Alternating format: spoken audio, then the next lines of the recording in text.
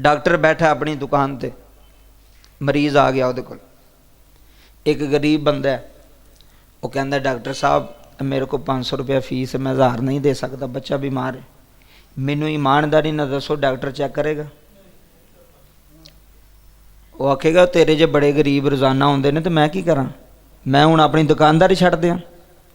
सिर्फ सोचण दी गल है कि इंसान दे अंदर दिल है ते आंदा मैं ईमानदार हाँ, मैं मुसलमान हाँ, मैं कलमा गो हाँ।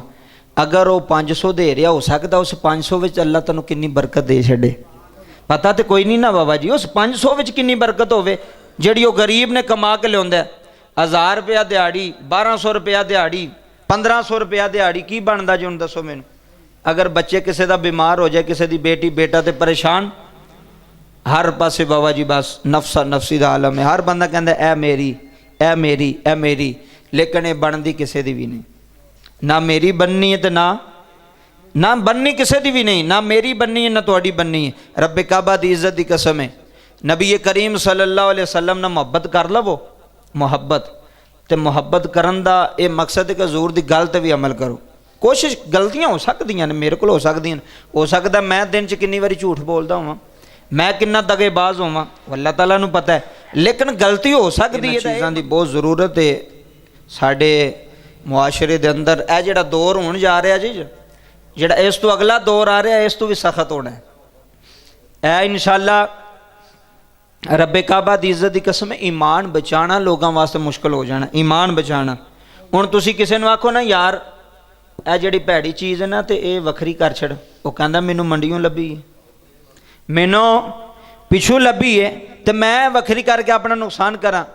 वेखो इंसान का शऊर है ना, इंसान का ज़हन है, मुसलमान है, वो गली चीज़ भी विच इस्तेमाल करेगा, वो भैड़ी चीज़ भी अगले नूं दे छड़ेगा, अगले का नुकसान, पैसे पूरे लै लैने ने। मैं उंज दिलों तौर पर कहना वा कि अगर वो बंदे नूं पिछू दा लग गया ना तो वह 10-20-30 रुपये वधा ले, तो भैड़ी चीज़ नूं कढ़ के एक साइड पर रख छड़े, आखे भी जे मेरे बच्चे नहीं ना खा सकते तो किसी के बच्चे भी। बोलो ये एहसास की गल है ना, हमदर्दी की गल है, ये ईमान की गल है। सिर्फ कलमा रह गया हुण जुबान की हद तक, मुसलमानी की हद तक। दवाइयां विच 2 नंबरी, फ्रूट विच 2 नंबरी, सब्जी विच 2 नंबरी, हर चीज़ जिहड़ी भी चीज़ तुसीं ले लो हर चीज़ विच 2 नंबरी। कोई भी पाकिस्तान जो खरीद लो 2 नंबरी। कल मैनू एक बंदे का जर्मनी तो फोन आया, तो मैनू कहंदा कारी साहब असी जिहड़े ना सिर्फ नां दे मुसलमान रह गए हैं, और साडे अंदर काम जिहड़े ना मुसलमानां वाले कोई नहीं। रब्बे काबा दी इज्जत की कसम गल सच्ची है। सईद अनवर ना क्रिकेटर बड़ा मशहूर, तो वह अपनी दास्तान लिखदा है, कहंदा कि मैं ना एक क्रिकेटर नूं, आस्ट्रेलिया का एक क्रिकेटर सी, तो मैं उन्होंने दीन की दावत दी, क्योंकि नमाजी सी, दीन की तरफ आया, तो मैं उन्होंने दीन की दावत दी कि यार है कुरान है, साडा दीन है। उन्हें कहा सईद अनवर ठीक है, तुहाडा दीन बिल्कुल ठीक है, तुहाडे दीन दे विच कोई शक नहीं, इस्लाम दे अंदर कोई शक शुबा नहीं, बिल्कुल ठीक है, हर लिहाज ना ठीक है। कहंदा मैनू वो बंदा विखा के जिहड़ा तुहाडे दीन ते चलदा पे, इस्लाम दे अंदर कोई कमी नहीं। ये कुरान मेरे सामने वे, तो कुरान के अंदर केड़ी कमी? कमी तो मेरे अंदर है ना। अगर मैं नहीं अमल कर रहा, मैं नहीं सोच कर रहा, मैं 2 नंबरी करांगा, मैं दगाबाजी करांगा।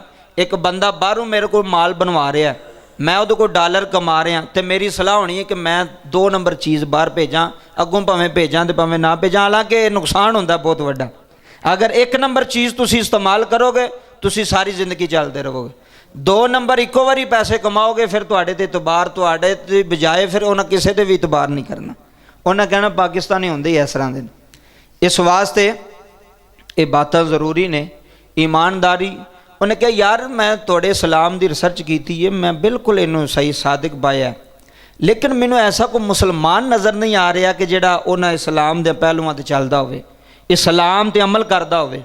एक बंदा बैठा ना जी, वेखो डॉक्टर बैठा अपनी दुकान ते, मरीज़ आ गया उहदे कोल। एक गरीब बंदा है, वो कहंदा डॉक्टर साहब मेरे को 500 रुपया फीस है, मैं 1000 नहीं दे सकता, बच्चा बीमार है, मैनू ईमानदारी ना दसो डॉक्टर चेक करेगा? वो आखेगा तेरे जे बड़े गरीब रोज़ाना आउंदे ने तो मैं की करा, मैं हुण अपनी दुकानदारी छड्ड दियां? सिर्फ सोचण दी गल है कि इंसान दे अंदर दिल है तो आंदा मैं ईमानदार हाँ, मैं मुसलमान हाँ, मैं कलमा गो हाँ। अगर वो 500 दे रहा, हो सकता उस 500 विच अल्लाह तैनूं कितनी बरकत दे छड़े। पता तो कोई नहीं ना बाबा जी, उस 500 विच कितनी बरकत होवे जिहड़ी वो गरीब ने कमा के लिया। 1000 रुपया दिहाड़ी, 1200 रुपया दिहाड़ी, 1500 रुपया दिहाड़ी, की बनता जी? हुण दसो मैनूं।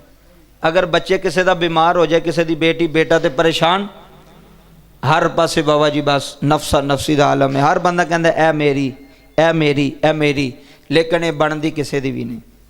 ना मेरी बननी है तो ना बननी किसी की भी नहीं, ना मेरी बननी है ना थोड़ी बननी है। रब काबा दी इज्जत की कसम है, नबी करीम सल्लल्लाहु अलैहि वसल्लम ने मुहब्बत कर लवो।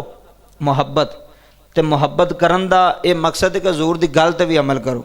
कोशिश गलतियां हो सकदियां ने, मेरे को हो सकदियां, हो सकता मैं दिन च कितनी बारी झूठ बोलता होवां, मैं कितना दगेबाज होवां, अल्लाह ताला नूं पता है। लेकिन गलती हो सकती है, ये मतलब नहीं कि गलती हो गई है तो फिर तोबा कर लवो, डटे ना रवो उस गलती ते। या अल्लाह फलां जगह ते मेरे को गलती हो गई, या अल्लाह मैं माफ़ी मंगना, अल्लाह ताला माफ़ करना ला, वो माफ़ कर छड़ेगा।